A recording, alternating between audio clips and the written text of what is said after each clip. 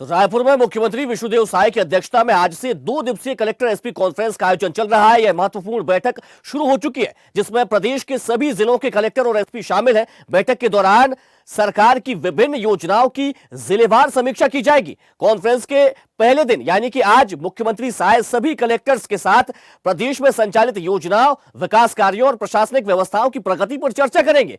खासतौर पर मुख्यमंत्री की प्राथमिकता वाली योजनाओं के अमल और जमीनी प्रभाव का आकलन किया जाएगा। वहीं कॉन्फ्रेंस के दूसरे दिन यानी कि कल सभी जिलों के पुलिस अधीक्षक और वन मंडल अधिकारी बैठक में शामिल होंगे। इस सत्र में कानून व्यवस्था, जंगल और वन्यजीव संरक्षण, अवैध गतिविधियों पर नियंत्रण और पर्यावरणीय मुद्दों पर चर्चा की जाएगी। चलिए इसी खबर पर ज्यादा जानकारी के साथ छत्तीसगढ़ से स्टेट हेड संजय शेखर हमारे साथ जुड़ गए। संजय जी, एक बड़ी कॉन्फ्रेंस कलेक्टर एसपी कॉन्फ्रेंस होने वाली है और मुख्यमंत्री विष्णुदेव साय इसमें मौजूद रहेंगे, इसकी अध्यक्षता भी करने वाले। कितनी अहम इस कॉन्फ्रेंस को माना जा रहा है? जी, जैसा कि मैंने आपको बताया कि सबसे पहले बैठक शुरू हो गई है। मुख्यमंत्री विष्णुदेव साय की अध्यक्षता में बैठक शुरू हो गई है। सभी जिलों के कलेक्टर इसमें हिस्सा ले रहे हैं। विभागीय जो सचिव हैं वो हिस्सा ले रहे हैं। सभी प्रमुख विभाग के प्रमुख सचिव और मुख्यमंत्री सचिवालय के तमाम आला अधिकारी मौजूद हैं। बैठक शुरू हो गई है। सबसे पहले खाद्य विभाग की समीक्षा बैठक में की जा रही है और खाद्य विभाग में भी जो धान खरीदी, छत्तीसगढ़ में धान खरीदी एक अहम मुद्दा है। इसमें छत्तीसगढ़ के जितने भी किसान हैं उन करीब करीब 70% आबादी इससे सीधे सीधे प्रभावित होती है। अगर पूरे किसानों की बात कर ली जाए तो उस दृष्टिकोण से काफी महत्वपूर्ण है। 15 नवंबर से धान की खरीदी होनी है और इस बार छत्तीसगढ़ सरकार एक नया प्रयोग करने जा रही है कि किसानों का पंजीयन जो है वो ऑनलाइन होगा। ऑनलाइन पंजीयन के दृष्टिकोण से चूंकि नया प्रयोग है तो सबसे पहले आज की बैठक में इसी मुद्दे पर गंभीरता पूर्वक चर्चा हो रही है और मुख्यमंत्री ने निर्देश दिया है कि कई ऐसे जिले हैं जहां पर नेटवर्क की समस्या है।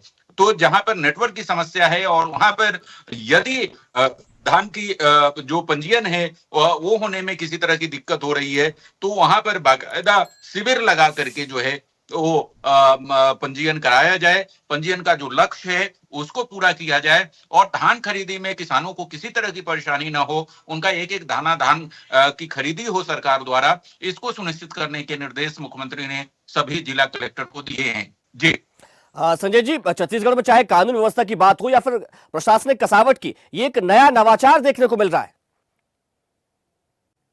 हाँ, निश्चित तौर पर देखिए, जहां तक कानून व्यवस्था का सवाल है तो कलेक्टर कॉन्फ्रेंस के बाद कल एसपी के साथ और कलेक्टर दोनों के साथ मुख्यमंत्री की आज से जो बैठक शुरू हुई है वो कल भी जारी रहेगी और फिर उसके बाद वन विभाग के जो जिले के अधिकारी होते हैं, डीएफओ, डिस्ट्रिक्ट फॉरेस्ट ऑफिसर, उनको भी बैठाया जाएगा ताकि सभी स्तर पर जो है कानून व्यवस्था की स्थिति पर भी सरकार की योजनाओं को नीचे तक सफलतापूर्वक क्रियान्वित करने के दृष्टिकोण से भी और कानून व्यवस्था को बेहतर बनाने के दृष्टिकोण से, चूंकि छत्तीसगढ़ में 44% जो इलाका है वो वनाच्छादित है, तो वन क्षेत्रों में निवास करने वाले जो वनवासी लोग हैं उनके कल्याण के दृष्टिकोण से भी, उन तक योजनाओं के पहुंचाने के दृष्टिकोण और उसके क्रियान्वयन के दृष्टिकोण से भी ये बैठक काफी महत्वपूर्ण है। और आज तो कलेक्टरों के साथ छत्तीसगढ़ की सरकार की और केंद्र सरकार की जो प्रमुख योजनाएं हैं, जो फ्लैगशिप स्कीम्स हैं,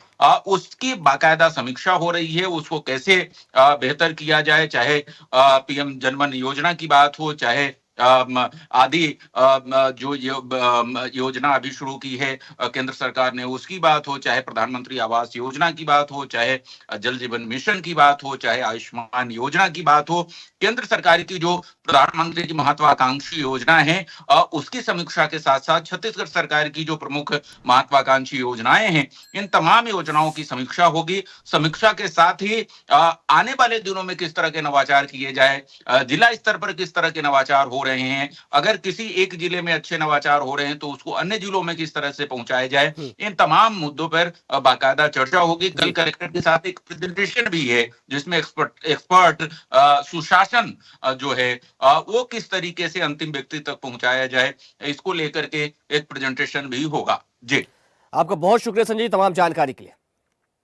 जी धन्यवाद। देखते रहिए स्वदेश न्यूज। अगर आप इस वीडियो को सोशल मीडिया हैंडल फेसबुक या इंस्टाग्राम पर देख रहे हैं तो हमें फॉलो करें, अगर यूट्यूब पर देख रहे हैं तो सब्सक्राइब करें और बेल आइकन दबाना ना भूलें।